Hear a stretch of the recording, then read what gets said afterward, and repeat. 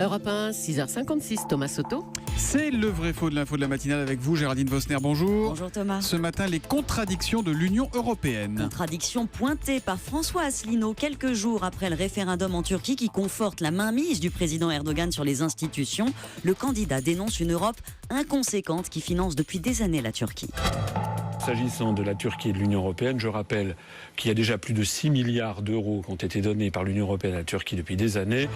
L'Europe a déjà donné plus de 6 milliards d'euros à la Turquie depuis des années. C'est ce qu'affirme François Asselineau. Vrai ou faux, Géraldine ? C'est vrai, Thomas. La Turquie a même touché un peu plus, selon le décompte que nous a transmis la Commission européenne. 7 milliards européens sont déjà entrés dans ses caisses et 6 milliards supplémentaires doivent lui être versés dans les 3 ans qui viennent. Principalement de 2 sources. 3 milliards promis pour la gestion des réfugiés, c'est l'accord de l'an dernier dont un tiers a été versé, et l'instrument d'aide de préadhésion. Ce sont des fonds que touche la Turquie depuis 2002 déjà et qui se sont étoffés quand les négociations se sont ouvertes en 2005.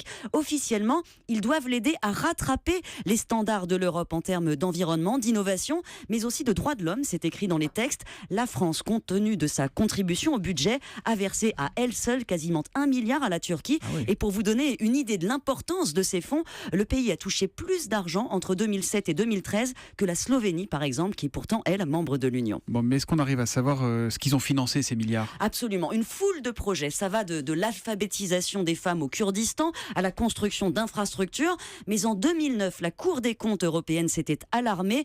Impossible d'évaluer l'efficacité de ces programmes gérés par le gouvernement turc. Les critères étaient mal définis. Depuis, l'information n'est pas franchement plus claire, mais le programme se poursuit. Et c'est ce qui semble surprenant.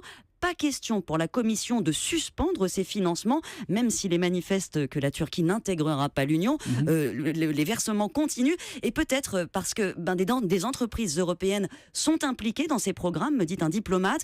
Aussi parce que ça permet à l'Europe de garder un lien avec certains ministères, des contacts, et qu'on redoute maintenant que ce lien soit rompu. Et en tout cas, c'est sûr, c'est que l'argent pour faire progresser les droits de l'homme n'aura pas été utilisé à bon escient là-bas. Merci beaucoup, Géraldine Vosner. Le vrai faux de l'info de la matinale qui revient demain.